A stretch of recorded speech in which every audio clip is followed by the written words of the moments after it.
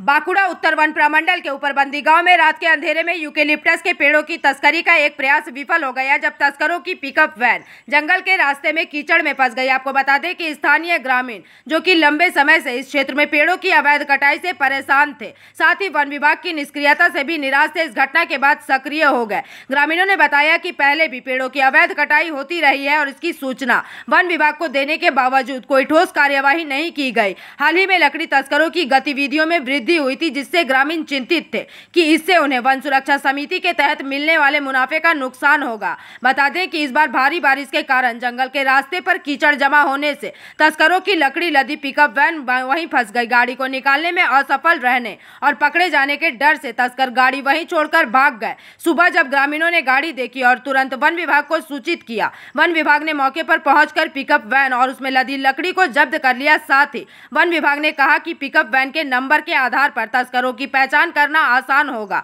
साथ ही ग्रामीणों ने मांग की है कि तस्करों को पहचान कर कड़ी सजा दी जाए। গতকাল রাত্রে একটা বুলারো পিকআপ মানে ডিআই গাড়ি এইখানে এসে গাছ কেটে গাছগুলো তোলার আগেই গাড়িটা ফেসে গেছিলো। তো আমাদের সকালে যারা ব্যবসাতে যায় এই রাস্তায় পেরিয়ে যায় তারা সকালে এসে পরে দেখে যে অনেক গাছ কাটা আছে এবং একটা গাড়ি এখানে ফেসে আছে।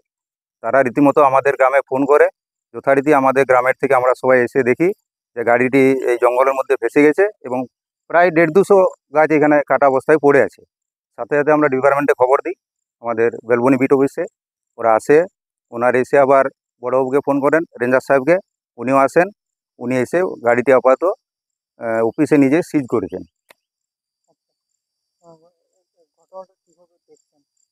কীভাবে বলতে এর আগে আমরা দেখি যে 4 থেকে 5 বার এরকম হয়েছে, আমরা ডিপার্টমেন্টে জানিয়েছি কিন্তু ওরা কোনো ব্যবস্থা নিচ্ছেন না।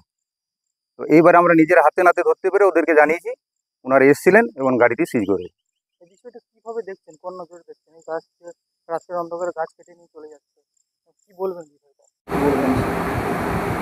না, আমরা একটা বিশ্বস্ত সূত্রে খবর পাই যে ওখানে গাছ কাটা হয়েছে। আমরা সঙ্গে সঙ্গে সেইখানে পৌঁছাই এবং দেখি একটা কাঠ বোঝাই গাড়ি, আমরা সেটাকে জব্দ করি এবং আমাদের অফিস কম্পাউন্ডে নিয়ে আসি। এটা তদন্তের বিষয়ে আমরা তদন্ত করে ওনার যে ব্যবস্থা হবে, আইনানুগ ব্যবস্থা, সেটা গ্রহণ করা হবে। Nirmal Das, range officer, Bankura north range. Bankura से अनुप रॉय की रिपोर्ट, पीवीटीवी न्यूज़।